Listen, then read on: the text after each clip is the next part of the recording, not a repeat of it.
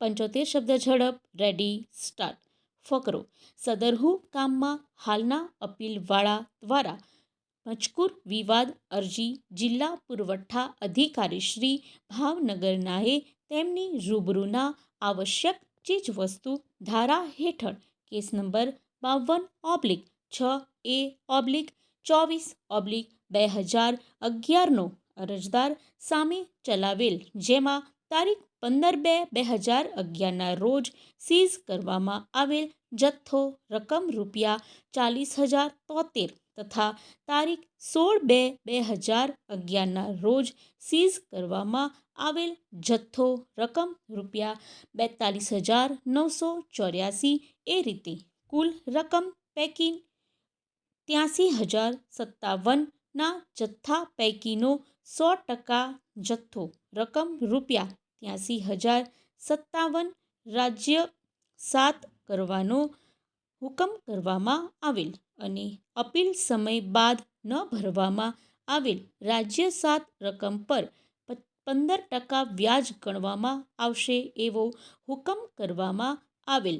તે હુકમથી નારાજ થઈને હાલની અપીલ દાખલ કરેલ છે. ફકરો. અપીલની ટૂંકમાં હકીકત જોવામાં આવે તો અપીલવાળા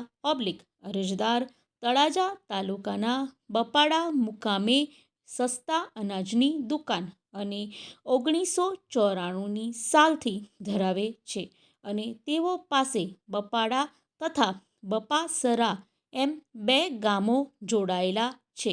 અને કાર્ડની સંખ્યા 446 છે. તેઓ 16 વર્ષથી આ સસ્તા અનાજની દુકાન કોઈપણ પ્રકારના પુરવઠા કેસ વિના ચલાવતા આવેલ છે.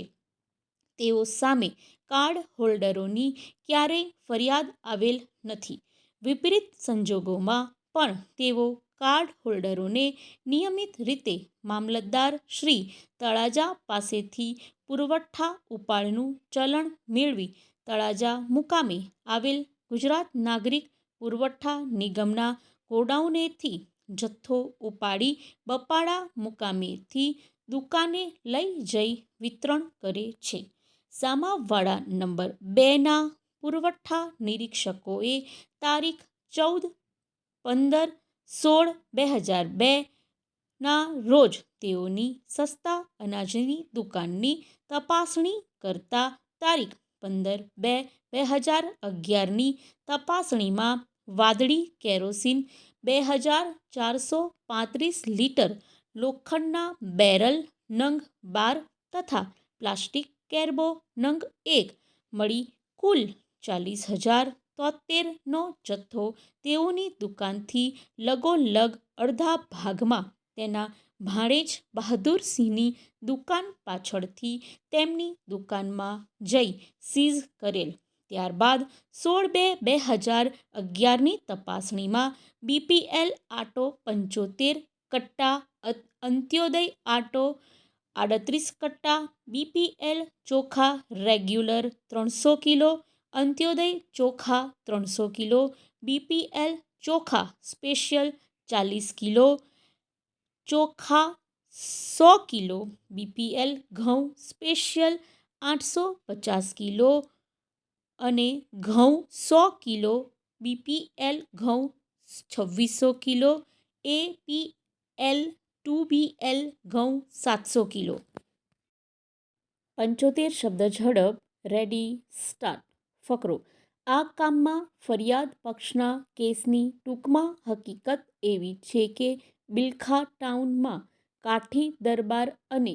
કપ્તક પરિવાર વચ્ચે જૂનો ઝઘડો ચાલુ હોય અને આ કામના ફરિયાદીને કાઠી દરબારો સાથે બોલવા ચાલવાનો વ્યવહાર હોય, જેનું મન દુઃખ રાખી આ કામના આરોપીએ અને કાયદાના સંઘર્ષમાં આવેલ બાળકે આ કામના ફરિયાદી તારીખ 8/4/2018ના રોજ બિલખા મસ્જિદ ચોકમાં જઈ ત્યાંથી પરત આવતા હતા ત્યારે આંબલી શેરીના નાકા પાસે તહોમતદારોએ ફરિયાદીને રોકી ઢીકા પાટુનો માર મારેલ અને કાયદાના સંઘર્ષમાં આવેલ બાળકને લાકડીથી માર મારતા ફરિયાદી ત્યાંથી ભાગી જતા તહોમતદારો પાછળ જઈ બસ સ્ટેન્ડ પાસે લલિત સ્ટીલ ભંડાર પાસે પહોંચી ત્યાં ફરિયાદીની પીઠના ભાગે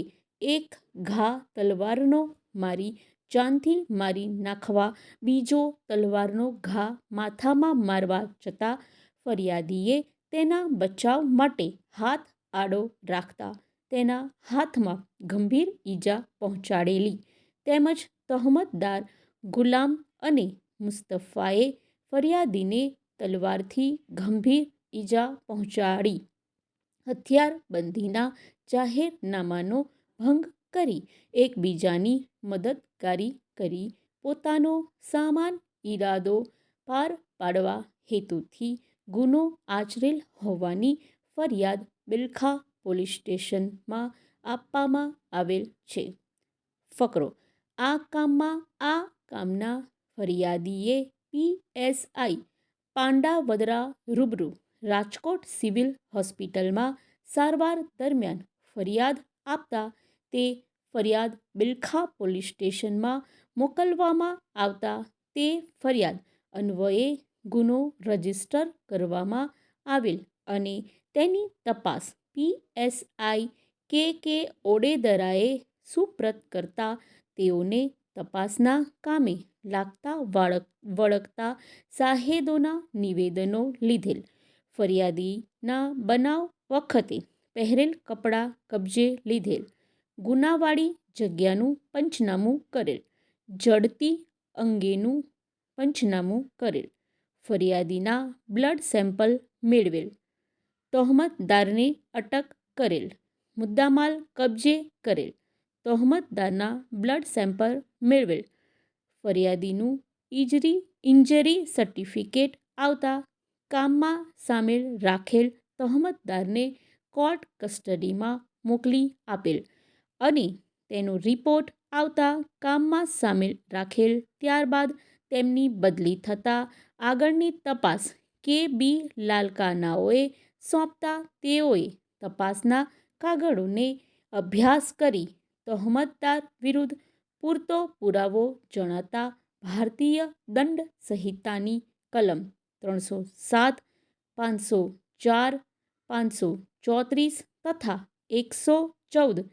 તથા GP એક્ટની કલમ 135 મુજબના ગુનાનું ચાર્જશીટ કરેલ છે.